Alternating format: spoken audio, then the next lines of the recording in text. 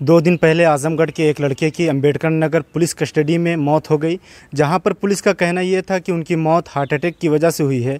वहीं पर परिवार वालों का यह साफ इल्ज़ाम है कि उनकी मौत हार्ट अटैक की वजह से नहीं, इसकी दर्दनाक पिटाई की वजह से उनकी मौत हुई है। तो आज हम उनके गाँव वालों के साथ हैं और उनके पीड़ित परिवार के साथ हैं। तो आइए जानते हैं कि क्या कुछ उस दिन हुआ था और क्या क्या कार्रवाई अभी तक हुई है। की डेथ हुई है ज़ियाउद्दीन की। ज़ियाउद्दीन के बारे में पूरी बात यह है कि 24 तारीख की शाम को वो अपने घर से ये बता करके जाते हैं कि हम किसी रिश्तेदार के यहाँ जा रहे हैं। वो घर से जाते हैं और वहाँ पहुँचते हैं, नहीं पहुँचते हैं, इनकी कोई इन्फॉर्मेशन नहीं मिल पाती है घर वालों को। घर जब रात गुजर जाती है, सुबह हो जाती है, वापस नहीं आते हैं तो घर वालों को परेशानी होती है। वो लोग ढूंढना शुरू करते हैं, लेकिन शाम हो जाती है, उनका कुछ पता नहीं चलता। रात को यानी 25 और 26 तारीख की रात को, 25-26 ये मार्च का महीना है की रात को एक फ़ोन आता है उनकी पत्नी के मोबाइल पर। उसमें ये खबर दी जाती है कि आपके पति की हालत बहुत ख़राब है, आप लोग आ जाइए। और उनको ये नहीं बताया जाता है कि वो किस जगह पे हैं, कहाँ हैं और फ़ोन करने वाला कौन है। ये सारी चीज़ें कुछ इन्फॉर्म नहीं की जाती। ऐसा बातचीत से मालूम हो रहा है कि वो काफ़ी हड़बड़ाहट में बात की गई। अब सुबह हो जाती है, उनकी पत्नी ने घर वालों को जब बताया, इसी बीच हमारे संबंधित थाने से भी फ़ोन आया कि आपके नोन हैं वो जो है ज़ियाउद्दीन, उनकी तबीयत कहीं ख़राब है। जब यहाँ से लोग पवई थाने गए तो वहाँ तो कोई जानकारी नहीं मिल पाई। तो हमारा यहाँ लगता हुआ थाना है जैतपुर, जो ज़िला अंबेडकर नगर में आता है, वहाँ इन्फॉर्मेशन ली गई तो वहाँ से भी कोई अच्छा जवाब नहीं मिला। तो मजबूरन लोग जो है वहाँ के जो एरिया के विधायक हैं जलालपुर के, उनके यहाँ जाते हैं। और जो नंबर से फ़ोन आया था रात में, उस नंबर पर बार बार हम लोग ट्राई करते रहते हैं, लेकिन कोई जवाब नहीं मिलता है, फ़ोन पिक नहीं होता है। फाइनली फ़ोन पिक होता है विधायक जी का, और उनसे जब ये पूछते हैं कि ऐसी ऐसी घटना है, एक बच्चा नहीं मिल रहा है और उसके बारे में ऐसी खबर आई है, तो बताते हैं कि हाँ उसको हार्ट अटैक हो गया। उसको हम लोग जो है हम लोग उठाए थे किसी पूछताछ के लिए, और रास्ते में पूछताछ में उसकी मौत हो गई। तो किसने ये कहा, विधायक जी ने कहा कि या पुलिस वालों ने कहा? कि पुलिस वालों ने विधायक जी से ये बात कही। पुलिस वालों ने विधायक जी से ये बात कही कि उसको पूछताछ के लिए उठाए थे और रास्ते में ही हम लोग उससे गाड़ी में बातचीत कर रहे थे। उसी बीच उसको हार्ट अटैक आ गया, सीने में दर्द बताया। उनको अकबरपुर हम लोग जो है ला करके एडमिट किए और वहाँ उसकी डेथ हो गई। अकबरपुर के ज़िला अस्पताल में उनकी डेड बॉडी है।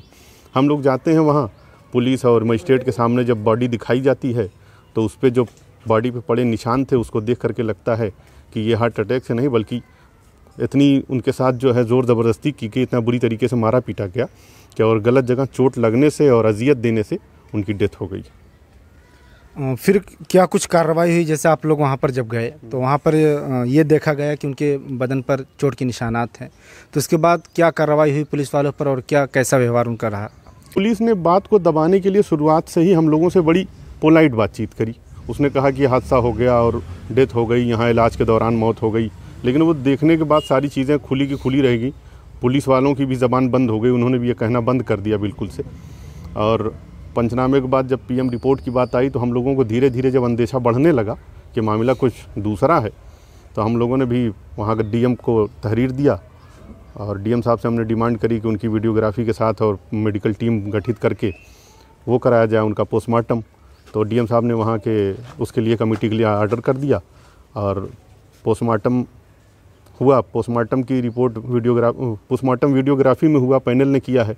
उनका कुछ विसरा प्रिजर्व कर लिया गया है, रिपोर्ट अभी पूरी कंप्लीट नहीं आई है। बता रहे हैं कि एफएसएल को भेजा जाएगा।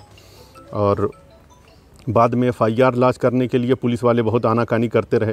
फाइनली परिजनों ने यह कह दिया कि अगर एफआईआर नहीं होती है तो हम बॉडी नहीं ले जाएंगे।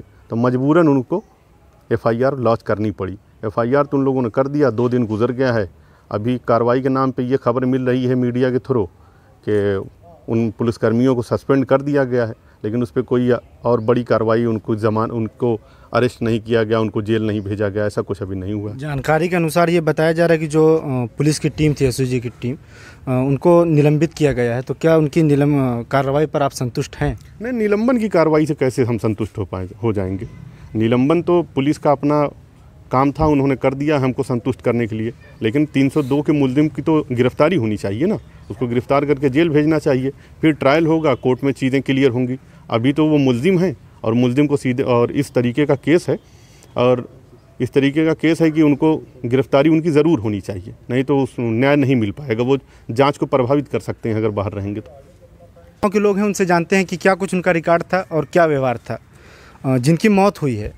क्या वो पहले से कोई क्रिमिनल रिकॉर्ड उनका या कुछ उनकी एक्टिविटी? नहीं, ज़ियाउद्दीन एक सीधा साधा लड़का था जो है, 35-36 साल यंग लड़का था जो है, बिल्कुल नहीं उसका कोई क्रिमिनल रिकॉर्ड या कोई इस तरह के आपराधिक किसी भी चीज़ में तक बिल्कुल उसके कोई मान के काबिल है ही नहीं जो है।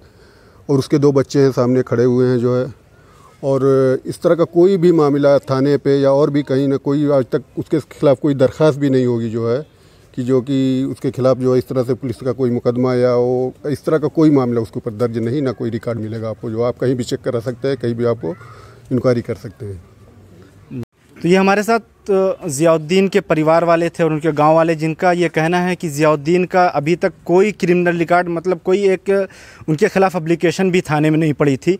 लेकिन पुलिस वालों की कुछ उनकी नाकामियां हैं, वो अपनी नाकामियों को छुपाने के लिए ज़बरदस्ती उन्हें दर्दनाक मौत दी गई और उनके ऊपर कोई क्रिमिनल रिकॉर्ड नहीं है और उन पुलिस वालों को निलंबित किया गया है, लेकिन अभी तक उनकी गिरफ्तारी नहीं हुई। जबकि 302 का मुकदमा उसी दिन दर्ज हो चुका है लोगों के दबाव के बाद, परिवार वालों के दबाव के बाद। जबकि पुलिस वाले पहले मुकदमा दर्ज नहीं कर रहे थे, वो हार्ट अटैक का बहाना बना रहे थे। लेकिन जब परिवार वालों ने लाश लाने से इनकार किया तो उन्होंने 302 का मुकदमा दर्ज किया और निलंबन की कार्रवाई की। लेकिन अभी तक 302 के मुकदमा दर्ज होने के बाद भी कोई गिरफ्तारी नहीं हुई है।